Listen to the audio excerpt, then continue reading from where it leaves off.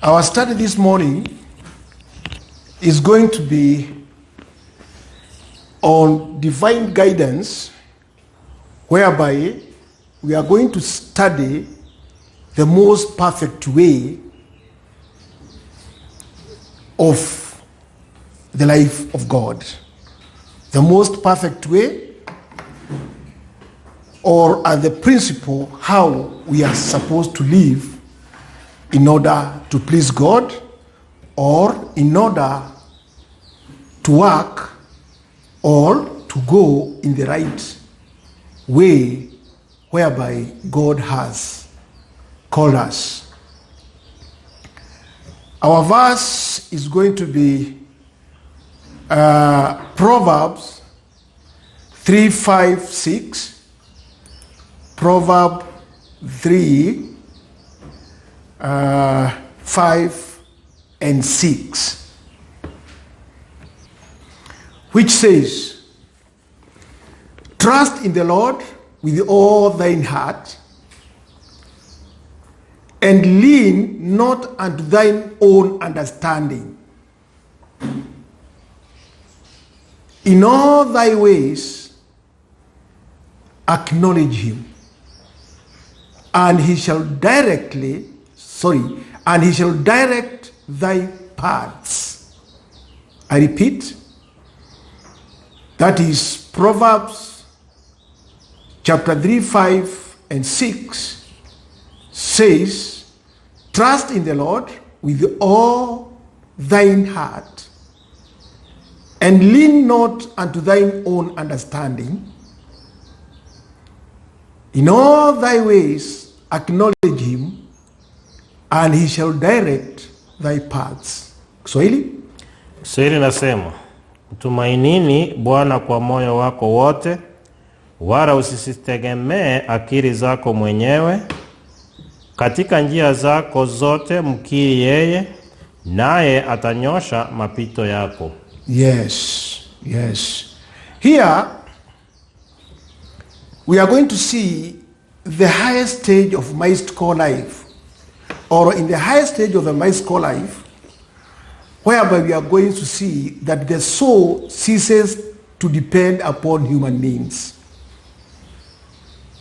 whether intellectual, practical, or relational, and yields entirely to the immediate action of God.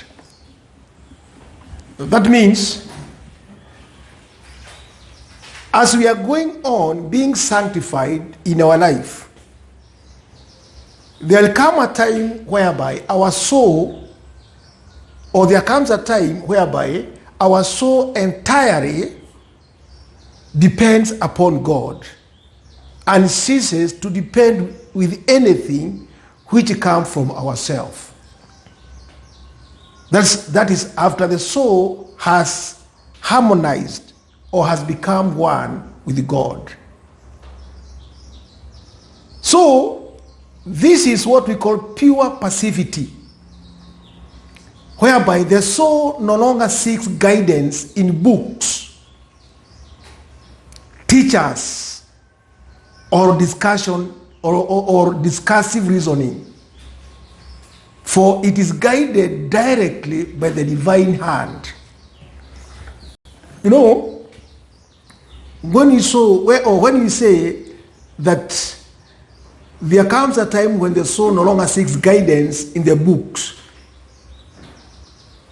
it doesn't mean, man sometimes will think then, what are the purpose of reading then, or studying the book, or doing whatever, if there is going to come a time, or there's a time where in the end game, your soul will not depend on what you have been learning or reading the books. So what is the purpose of reading?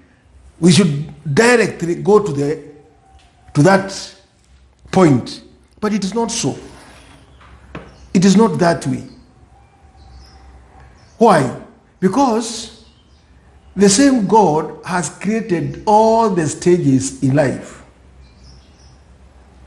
And there is no way, it's as if telling somebody if you are studying from study 1 up to study 8, if when I reach study 8, there is no need of studying what I've been learning here, then I should directly go to where? To study 8. Is it possible? No. Speak about Melwana. Yeah. You know, here, I want you to get the sense here, because it says, this is when we say that there comes a time when the soul ceases to depend upon human means, whether intellectual, practical, or relational, and yield entirely to the immediate action of God. Man might think, then, why should we study, read the scripture, if there is a time when the soul doesn't need all these things? It goes direct to who? To God. So man will argue, then why study? But the point is, you cannot tell somebody who is in study 1, he must go to he must start from study 1 up to 8. So you cannot say, because after having reached study 8, he doesn't need what he has learned from study 1, 2, and 3. He doesn't need to learn them anymore, because already he has gone over. So you cannot tell him, why then study from study 1 up 8, if after study 8, I don't need this study again. That's how this argument can go. But we must go all these stages. So reading, we must read. Learning, we must learn. We must be guided. All this God knows. But after doing all this, when the soul has learned the purpose of God, it doesn't again need this learning. It has overgrown. It has become mature to know that all these things were just means of making me reach where? Reach here, reach there, where God is. And because I've reached where God is, now I can know things more openly than all what I've been learning. Do you know about it? Yeah. Because God is the light. Here, you are learning with a candle. But there comes a time when you join with God, you don't need the candle anymore. Because you have gotten the full light. That's what here we are trying to say.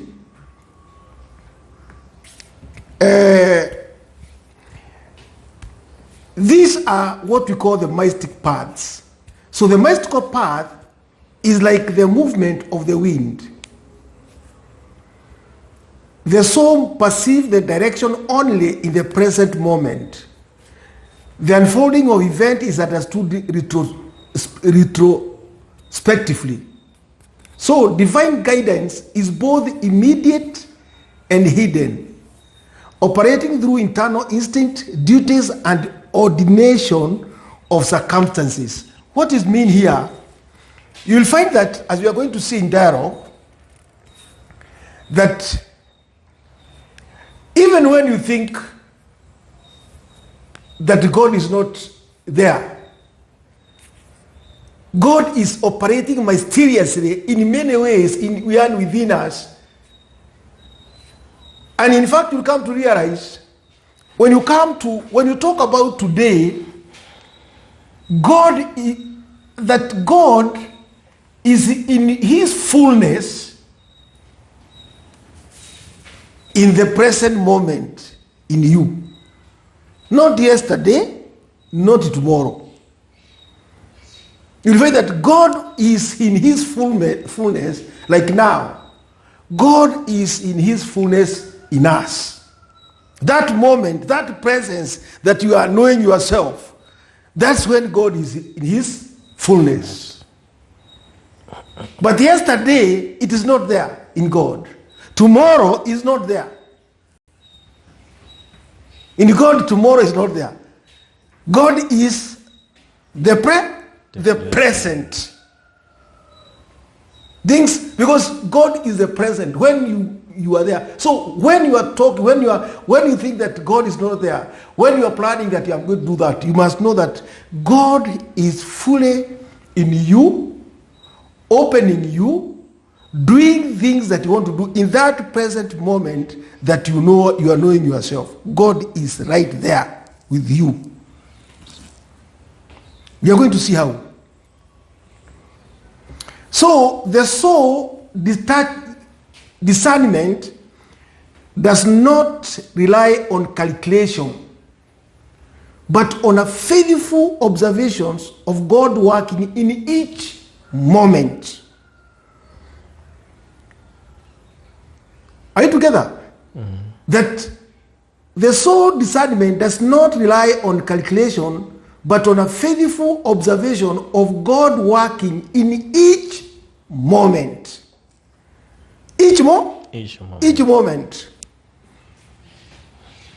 Ile wakati, each moment, wakati unafanya kitu, you must know that that is when God is with you. Hakuna wakati tunaweza kusema ati God is going to be there tomorrow or whatever. That moment that's God acting. Because God is in eternity. God is in eternity. We are on earth. But when we say we are on earth, we must know that the moment you are breathing,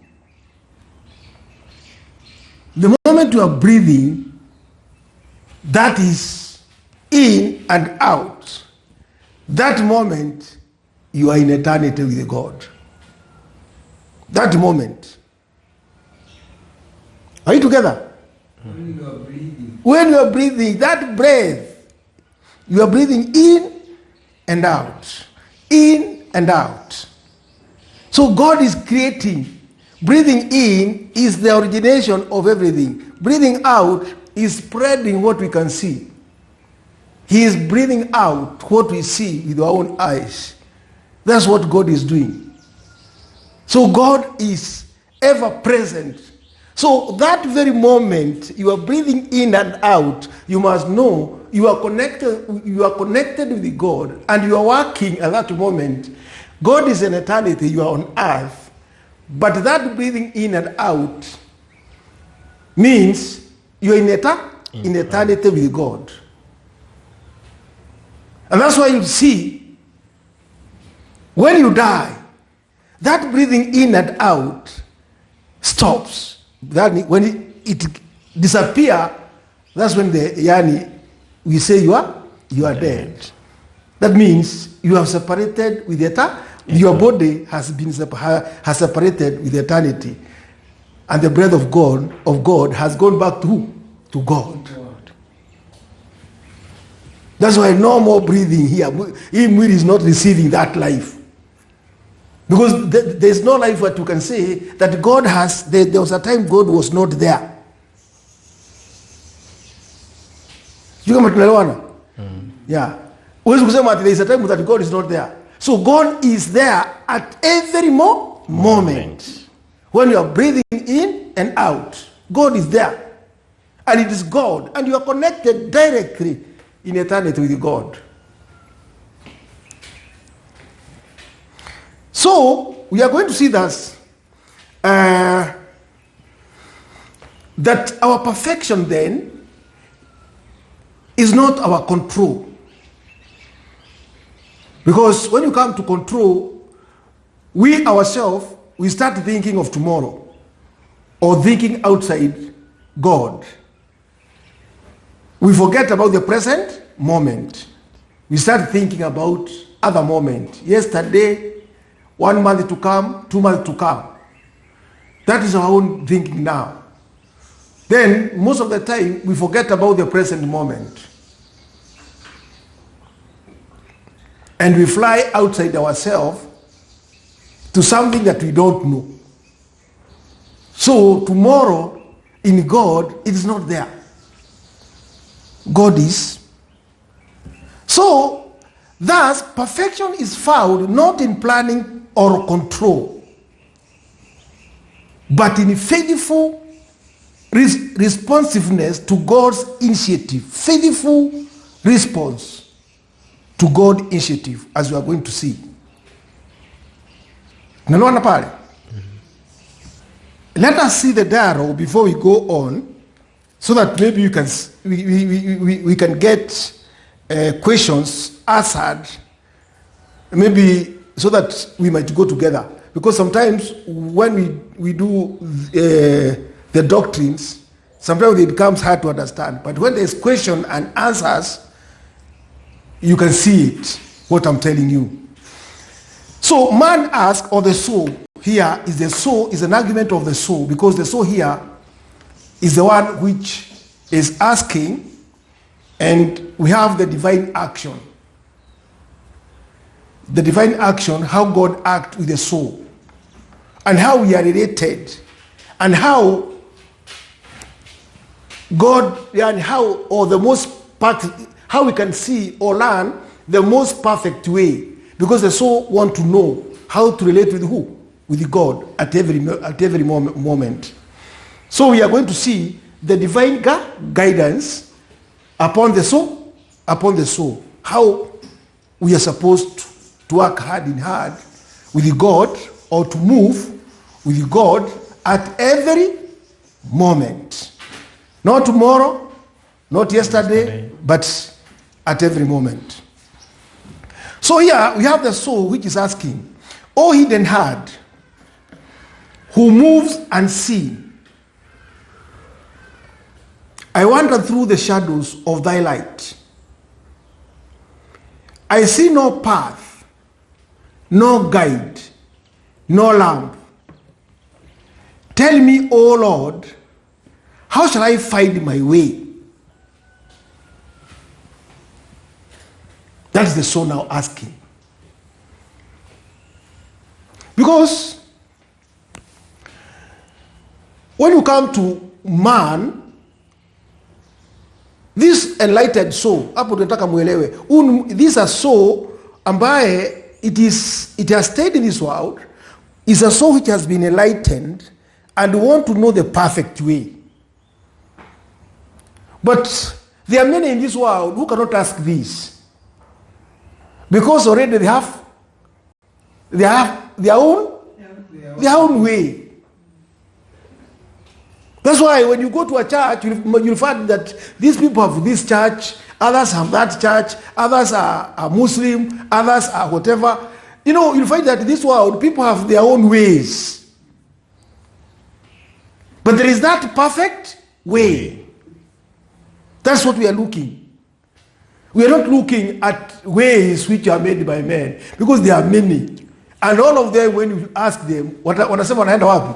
Wanaenda mbinguni. Na hata wengine hata wanasema wanaongea na nani? Na Mungu. Wanaongea na Mungu. Wanasema wanaongea na Mungu.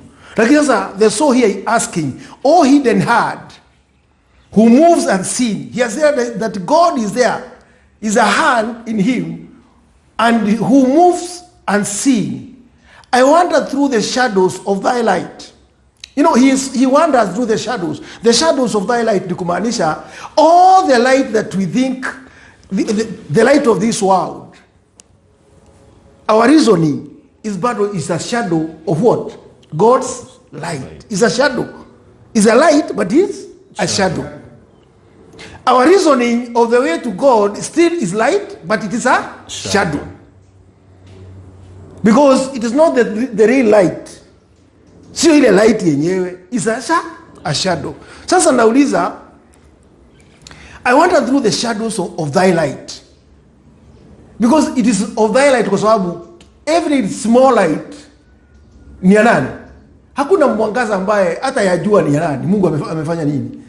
Ni ya Mungu tu. Sasa ndio anasema, I wander through the shadows of thy light. I see no path, no guide, no lamp. Tell me, O Lord, how shall I find my way? Because this is a soul who won't do what? To go back to who? To God. To God. To the Creator. How shall I find my way? I see no guide. Why?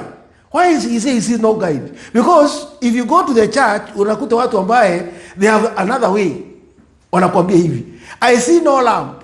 Nobody can light a lamp aweze kuguide wewe vizuri vile unafanya nini, vile utaenda. Sasa yeye anashindwa sasa how, naye Mungu anamwambia beloved, you need no guide but me. You need no guide but me. I'm the wind that blows where it wills. Forsake the scrolls, scriptures, books, the counsels of men. Abandon all means and let me carry you.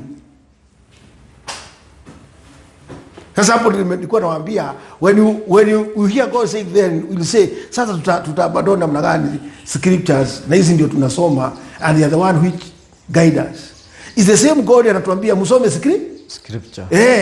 Hapo ndio mtanipata. Sasa umesemaje tena ni avoid?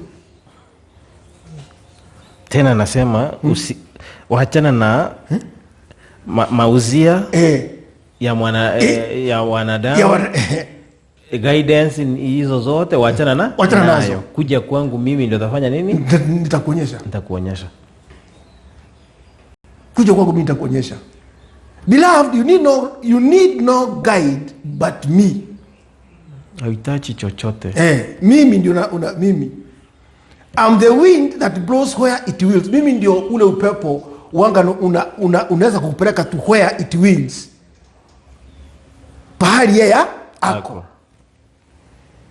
Forsake the scrolls, the books, the counsel of men, abandon all means, and let me carry you. Naye the soul anauliza, yes, but Lord, my heart fears error. Kwa sababu sasa unajua anasema my heart fears error. Why? And my mind longs for method, for rule, for measure. Yeah. Kwa hivyo ndio nijue njia, sinatakiwa nisome, nijue your rules. Sasa mimi naogopa nisije nikafanya nini? Nikafanya makosa. Kwa sababu ile kitu inanisaidia ni nini? Ni maandiko. Ni these scriptures, is whatever, sheria zako zote ziko wapi? Ziko pale. Tena mimi na mimi I fear nisiongee yangu, nataka niwe tunaongea juu ya maandiko. Sivyo tamwambia. But Lord, my heart fears error, and my mind long for method, for rule, for measure. How can I trust the unseen, the unknown, the hidden?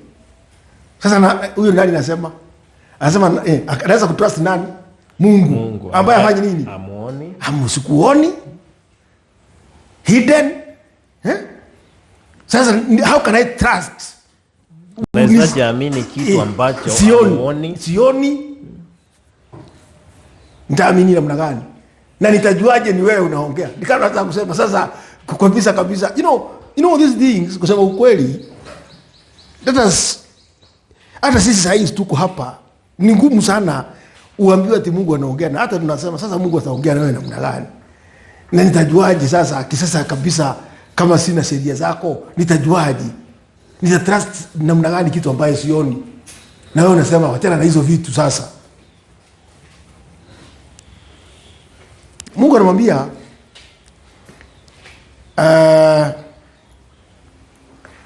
how can I trust the unseen, the unknown? Kwa nini nasema unknown?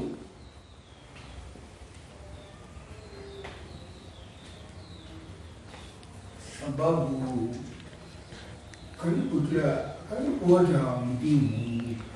Ile anapimu hiyo kubwa. Waje tuongee ukweli. Unknown ni kana kwamba nataka kumaanisha ya kwamba yenyewe anasikia Mungu hako, lakini hajaifanya nini? Kumjua. That is it. Yeah? Unajua binadamu anafikirianga, na hapa ndio shida iko. Binadamu wanga anafikiria ati yeye kwa sababu amesoma the scripture, amesikia about God, anasikia Mungu yuko na Mungu alifanya na Mungu, na anasema naona ile amini, anafikiria anamjua nani? Anamjua Mungu, lakini hamjui. So the soul ambaye anaongea hivi ni yule ambaye kabisa anajua kabisa yeye hajamjua nani? Hajamjua Mungu. Hajamjua, na sio kusema hajasoma. Amesoma, amefika pahali paka kaona he needs to know this God. Ninamwambia si ati mtu hajasoma. Amesoma na ameelewa, na ndio unaona sasa Mungu anataka kumwambia wewe, kwa sababu umesoma hiyo yote, sasa wachana na hizo masomo sasa, nikuonesha vile utanijua mimi. Si ati hajasoma, hapana. Ndio nasikia Kiagi unasema but Lord, my heart fears error. What do you mean? Wewe mtu msoma? Ni msomaji. Amesoma mpaka amejua kuna error ambayo inaweza mwambia Mungu ako mahali fulani, ama Mungu anakaa hivi. Ama ongee kitu ambaye haipelekani na maandiko. Nasema and my mind longs for method. Na wewe mwenyewe ndio umefanya nini? Ndio umeweka hii methods katika scripture, katika doctrine. My mind longs for that method. Sasa ukiniambia tena niwache, my mind longs for method, for rule and for measure, to know kila kitu. How can I trust the unseen, the unknown, the hidden? So hapa ndio namwambia Mungu, namwambia, do you not hear the wind, how it moves without knowing? Do you hear the wind? Anamwambia, how it moves without knowing. Inafanya nini? Unasikia tu upepo. Unasikia tu upepo tu inaenda. Do you not feel the river, how it flows without command? Ukienda kwa mtu unaona tu inafanya nini? Inatembea. There is no command. Lakini bado inaenda. Faith, anaambiwa faith is your staff. Trust is your cloak. Sasa mwambia faith is your staff. Staff ni nini? Ni miti ya kutembelea. Na namwambia trust is your cloak, ndio garment ya kuvaa. Hiyo ndio kitu sasa muoneshe vile atamjua. Faith iwe ndio fimbo ya kutembelea. Trust iwe ndio nguo ya kuvaa, ndio your cloak, to trust.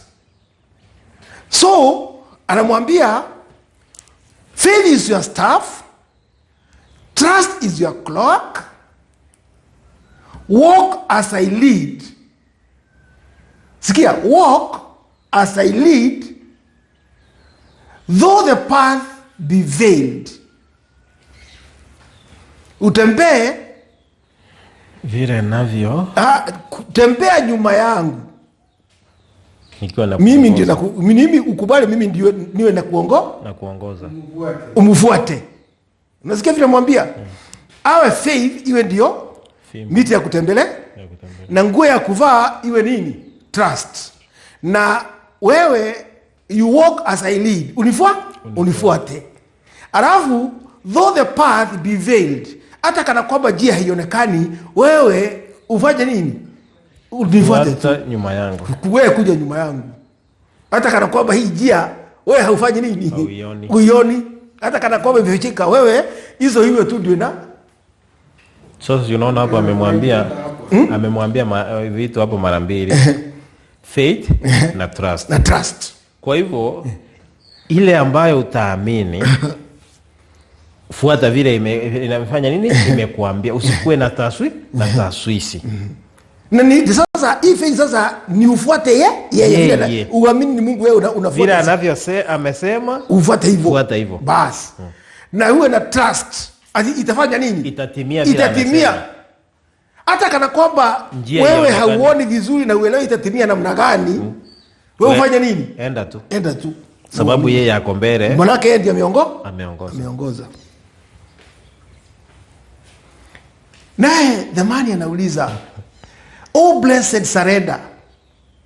Nasikia sasa, oh blessed surrender, yet tell me, shall I act this in this world? Speak, write, serve. How shall I distinguish thy voice from my own desire? Nataka hapo usikie vizuri. Manake sasa ndio amesikia na amesema oh blessed surrender, because hapo ni kumaanisha sasa hapa Mungu anakuambia wewe lazima sasa ufanye nini? Usarende. Ni kumaanisha sasa, kwa sababu kama utaenda na imani na kama wewe ni trust na umefuata Mungu, sasa hiyo tu ndio nataka kwako sasa. Hii mambo mingi unasema umesoma, ndio umesoma, lakini sasa nataka kitu moja, imani. Ati Mungu ndio wewe unaamini kuna yeye huyo Mungu. Na nakwambia na uamini, utrust, kama umemwamini utrust vile unataka na ama vile na yaani Mungu atasema utafanya nini? Utafuata. Hata kana kwamba hauoni na uelewi hii njia iko na giza, lakini uamini. Haya. Na huyo anamwambia hivyo, ni kumaanisha oh blessed surrender, ni kusurrender. Hivyo ni kumaanisha oh blessed surrender, yet tell me. Kwa hivyo sasa amejua hapa anatakiwa asurrender to God. Yet tell me, shall I act in this world? Speak, write and serve. Sasa niambie hii haya ambayo mambo umeniambia nitaifanyia hapa duniani. Nitaifanyia hapa dunia. Kwa sababu kwa nini nauliza hivyo? Kuna mambo ambayo yanamsingira. Hii mambo unaniambia kweli, hiyo unasema nitaifanyia hapa nini? Anasema how shall I distinguish thy voice from my own desire? Because sasa hapa kuna watu wangapi? Watu wawili. Kuna desire yake na ya Mungu. Sasa the voice, wakati wote mtu akiact, yeye ana act, na akiact anasema ni Mungu anafanya nini? Amefanya. Ni Mungu yani hiyo ni baraka za Mungu. Na Mungu anataka afanye namna gani? Because hiyo ukiulizwa, hebu jiulize sasa, wewe ukiulizwa unataka kufanya kitu, ni wewe unafanya ama ni Mungu anafanya? Wewe ndio unafanya ama ni Mungu anafanya? Ni wewe. Because sasa hapa Mungu anataka kusema ni kana kwamba kama kabisa unataka kumjua, ni ukubali usarende completely. Yeye afanye. Sio wewe. Aingie ndani yako afanye. Yeye awe ndio anafanya. Sasa naye sasa the soul sasa nauliza, hii dunia, katika hii dunia nitawezaje kukutofautisha kama wewe ndio unafanya ama ni mimi? Sababu niko na matamanio yangu. Na mimi ndio natamani. Na mimi ndio nataka kufanya kazi. Na mimi ndio nasikia kabisa kuna kitu nataka hapa na nataka hii. Na hiyo is a desire, inatokana na mimi naona I must do that. Kuna mashida naona hapa lazima nifanye hivi. Sasa niweza katika hii dunia nitafanya namna gani? Nitatofautisha namna gani? Do you think that question is it simple? Ni kali. Na ni mzito. Because sababu huyu mtu wakati yeye anajiangalia anaona katika hii dunia haiwezekani kuambiwa ya kwamba asarende kila kitu, yeye afuate na imani. Anaona ni ngumu. Ndio maana anauliza kweli itawezekana nifanye katika hii dunia? Sababu niko na matamanio yangu na hii dunia vile inakaa. Na pale ameambiwa wewe unifuate. Kwa hivyo kumaanisha chochote ambacho utafanya uamini Mungu ndio amefanya nini? Ndio amefanya, sio wewe. Na ndio ameongoza wewe na ndio anafanya. Inakuwa ngumu. Ni ngumu. Na ndio pale amekwambia na uweke garment ya trust na imani. Sasa wewe unafuata Mungu. Kwa hivyo ni kumaanisha any desire ambayo unataka kufanya kitu, ujue Mungu ndio anaongoza hiyo desire. Ni kumaanisha all desire come from who? From God. Sasa ni kumaanisha kama kuna desire unasikia ya kufanya kitu na Mungu ndio anaongoza, lazima hiyo desire iwe ya nani? Ni yake. Sio yako. Sasa hapo ndio shida inakujia.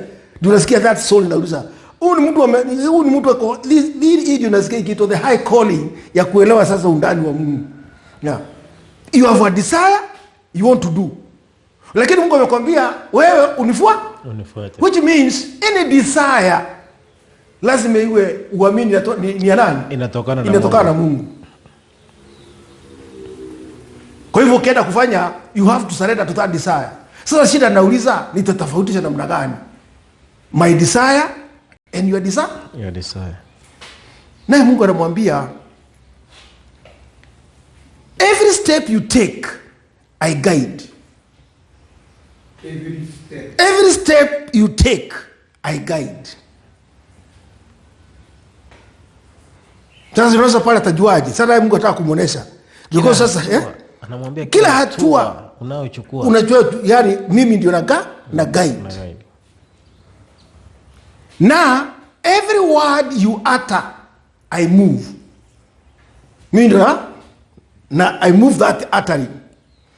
Every word you, unajua utakuja kuona kuna wakati mwingine utakuja kuona when you come to speech, hii wanga tunaongea this speech, hii kuongea peke yake wanga iko na dhambi mingi sana. Na hapo ndio wanga tunapoteana na Mungu completely, because our speech is supposed to yani what we talk, we are supposed to is supposed to reveal the word, and that word must align with who? With God. Lakini unaona para nyingi tunaongea, unakuta wewe unaenda off route. Sasa hapo ndio nafikia nasema every word you utter I move. Sasa swali ni je, wewe kila neno unaongea, do you think is God talking? First of all, before you talk, do you sit unasema, unajua nikiongea hii lazima iwe ni Mungu anafanya nini? Anaongea. Ama tunaongea tu. So hapa sasa ndio shida, because sasa namwambia every word you utter I move. Your action and my action are one.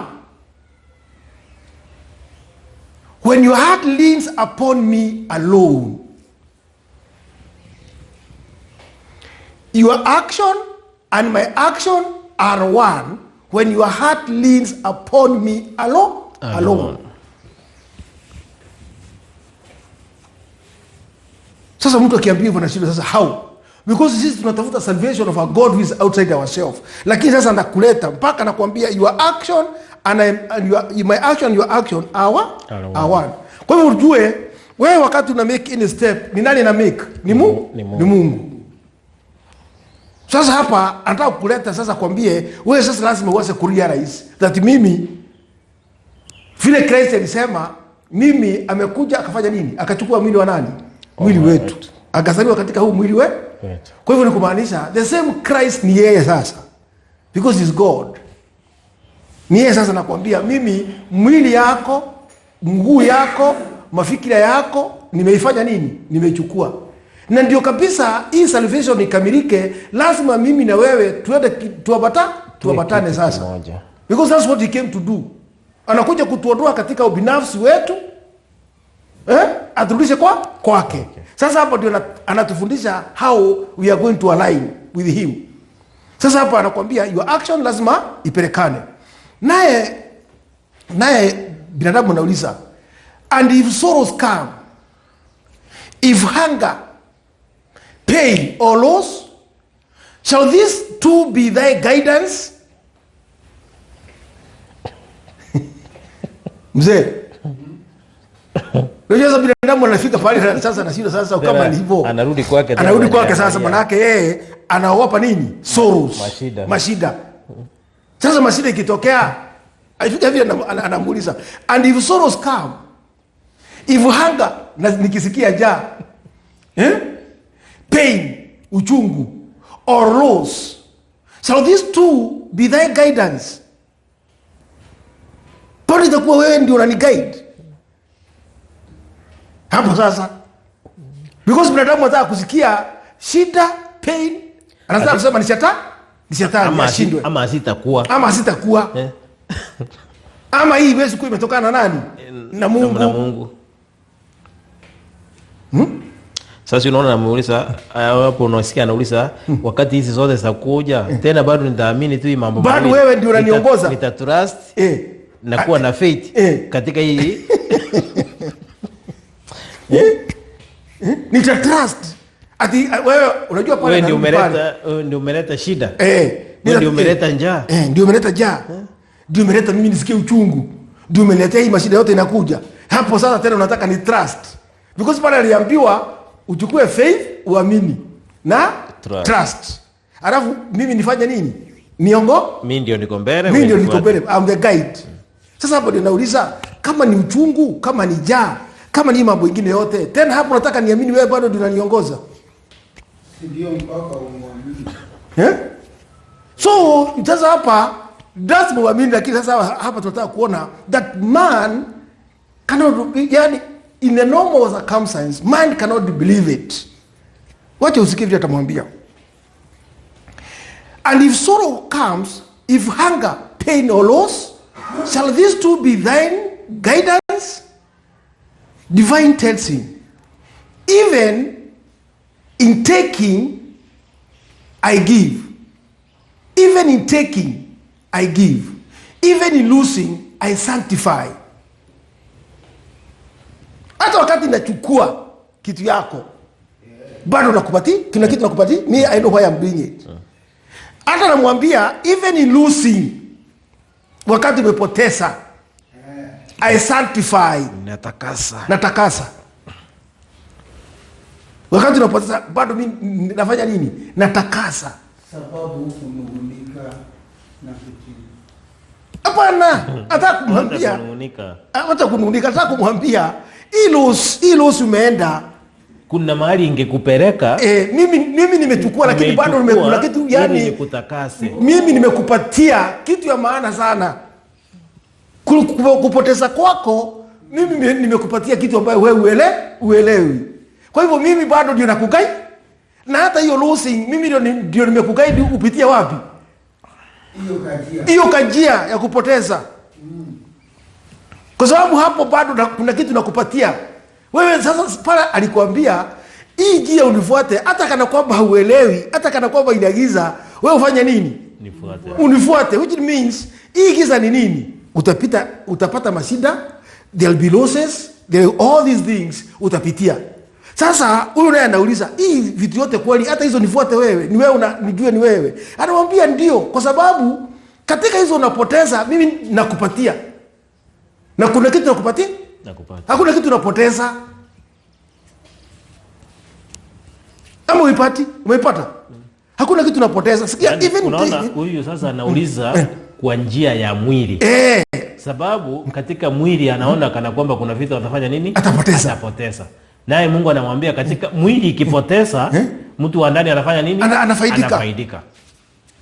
Hata wakati unasikia uchungu, Mungu anamwambia even taking I give, even in losing I sanctify. All created things are my instruments. Yeah. All created things are my instruments. Kwa hivyo anaitumia vile anataka. Wewe unyoke uwe sawa. Those are his instrument. Ni kama mtu wako kwa a mechanic. Ako na spana hii, akiona hii fungui, anaweka hii nyingine. Akiona hii hivyo, ndio anasema, everything, because sorrow is a creature. Is created by God. Anger is created by God. Pain is created by God. They are his creatures. Sasa nasema, they are what? All created things are instruments. And in their seeming harshness, see here, and in their seeming harshness lies hidden grace. Wakati huo unaona zinakuja kwa ukali, kwa ukali mwingi, jua kuna fujo, there is hidden grace there. Wewe uelewi. Kuna kutakazwa hapo. Kuna kutakazwa, kuna grace ambayo mimi naiweka kwako na kupatia. There is a gift of grace. Wewe ndio uelewi. Sasa naye binadamu anauliza, oh wondrous hand, oh hidden fire, shall I ever rest in this perfect way? Because sasa ameshangaa. Shall I ever rest in this perfect way? Because, remember our topic, it's the most perfect way. Because the other ways ni za watu. Sasa tunasoma the perfect way of God. Because watu wengi wangetaka mambo yao iende nini? Iende tu, anapata hii, akitaka hii hapa duniani anapata, akipata hii kasida, that is it. Akipata kasida kadogo, hata hama pastor nilisikia wakia watu naona mkibarikiwa, naona mtu akienda na gari, naona mtu akienda na ndege. You see, all those are not the ways of God. Watu wa Mungu sio watu wa shida. Watu wa Mungu sio watu wa shida. Ukiona mtu akona shida, huyo sio hivyo ndio wanasema. But tunasikia vile Mungu anasema. That's what God is saying. That hii mambo msiangalie hivyo. Utapitia mambo mazito sana, lakini zote ni instrument zangu. Na mimi ndio naongoza. Nifuate. Hata kana kwamba unaona kabisa sio hivyo, lakini wewe you trust. Ni nani? Ni mimi. Hata kana kwamba unaumia namna gani. Mimi nilijua hivyo na nikaambia Mungu, nimekaa sana bila kuelewa hii mambo. Sasa ndio nimekuja kujua. Kumbe hata ukijaribu, let me tell you, the way God has planned for you, hata ukijaribu namna gani, lazima utapitia. You might die a very poor man in this world, but you are great in heaven. Yes. Yeah, you are great in heaven. Mungu kabisa anaona his star in this world.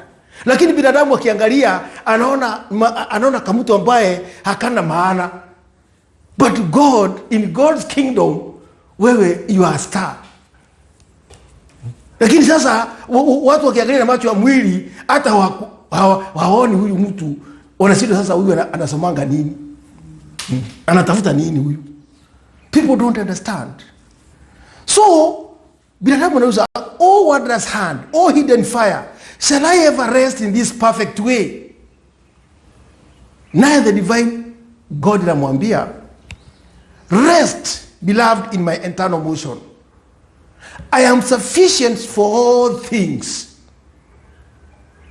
I am the light in every darkness, the wind in every stillness, the fullness of joy in each passing moment. Wewe anamwambia pata pumziko kwangu.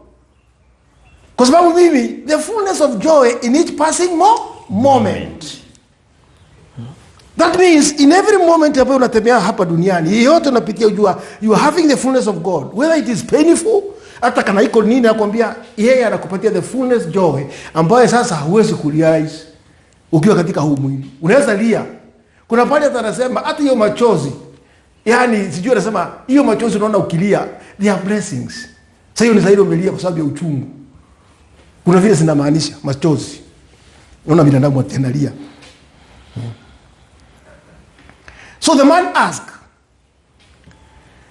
then I shall forsake all strivings, all seeking, and dwell only in thy motion. I shall act without attachment, receive without fear, and love thy hidden work above all else. Sasa the soul amerealize. Mbeleni hakuwa anafanya nini? Analia. Sasa nasema then I shall forsake all striving. Ni kumaanisha hii mng'ang'ano hii dunia, kama niko naye ama sina, mimi kabisa nitafanya nini? Nitastawachana nazo. I'll trust none. Yani ile kitu umefanya nini? Umenipatia. I then shall forsake all striving, all seeking, and dwell only in thy motion. Sasa nifuate nani? Wewe. Your motion, hata kana kwamba ni slow motion, nitafanya nini? Niko hapo. Hiyo ndio nitafuata. Sasa bibi saki, hiyo mnasema nyinyi pateni. Lakini hii Mungu amefanya nini? Amenipatia kidogo. Hii ameona ni vyema nikae naye. Mimi nitafuata gani? Nitafuata hiyo. Na hiyo nyingi hiyo hapana. Because God knows why. Sasa nasema I shall act without attachment. Attachment ni kumaanisha hakuna kitu atafanya hapa duniani attach himself with it. Na mambo ya dunia. I shall act without attachment. Hata attach himself with anything. Because Mungu hataki you possess anything in this world. Because all these things, they are creatures, they are God's creatures, And you need not possess them. You need to possess who? God himself. Lakini sio anything in this world. Sasa sema, I shall act without attachment, receive without fear, and love thy hidden work above all else. Naye divine anamwambia, yes, soul of mine, this is the most perfect way to live in surrender. Nasikia vile mwambia, yes, soul of mine, this is the most perfect way to live in surrender, to walk in trust, to rejoice in my unseen hand, and find perfections and bliss in every instant I grant. Wewe, to live in surrender, to walk in trust, to rejoice in my unseen hand. That hand of God, though hata uoni lakini unajua ako. You rejoice in that. That wewe, you know God is there. God is with you. And God is walking with you. And he is leading you. Na wakati umekosea pahali, yani umekosea pahali, akipeleka kwa pain, unajua kuna nini? Kuna sababu. Hutalia kama watu wa dunia, wa mwili. Ujue Mungu ukiona ameleta hii, kuna pahali nimefanya nini? Kuna mahali umeteresa. Kuna mahali nimekosea na ananirekebisha. Na hakuna wakati mtakosana na Mungu. Mungu atakunyoosha vizuri, ulainike, wewe unaenda, ukienda hivi unagongwa, unarudi kwa njia, yeye ndiye ameongoza. So, naye binadamu anauliza, oh eternal God, oh unfailing love, lead me. Sasa the soul imekubali. Oh eternal God, oh unfailing love, lead me, move me, breathe in me, that I may know nothing but thy action, nothing but thee. Hiyo ndio maombi ya yule mtu kabisa anataka nini? Ati, oh eternal God, unfailing love, lead me, move me. Wewe ndio unafanya nini?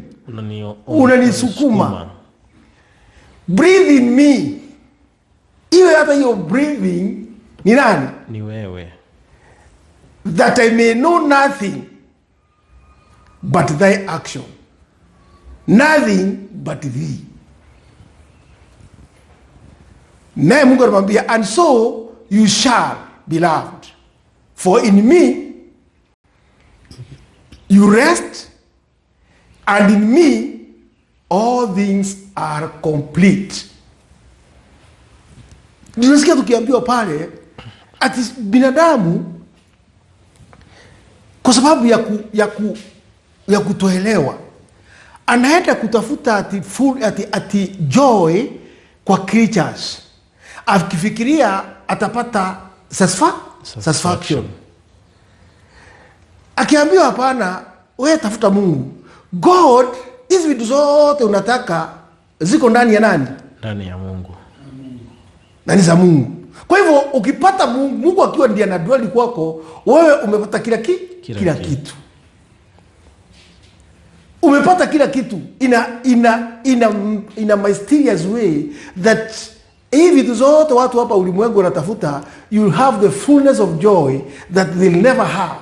Hata akipata nini, hata akipata ndege 500, hata hii dunia akipatiwa yote, hata pata hiyo. So the shida ni kwamba, how shall a man know this joy? Because hiyo ndio mtu haelewi na sio. Sasa kweli inawezaje kuwa ni raha gani? Lakini it is a joy that God will reveal. Na ninasikia kuna pale katika Revelation nasema wale ambaye wanampenda atawapatia jiwe nyeupe, a white stone, ambaye hakuna mtu atafanya nini? Atakayeijua isipokuwa yule ako naye. That is the thing. This white stone is what is talking now. Yani atapatia huyo, wao wengine hawataelewa isipokuwa yule ako naye. That means that joy nobody can hakuna mtu anaweza kuijua the joy of God because it is yule tu ako nayo, isipokuwa yule Mungu kabisa atapatia. That's where we are going, and that's what God wants from us.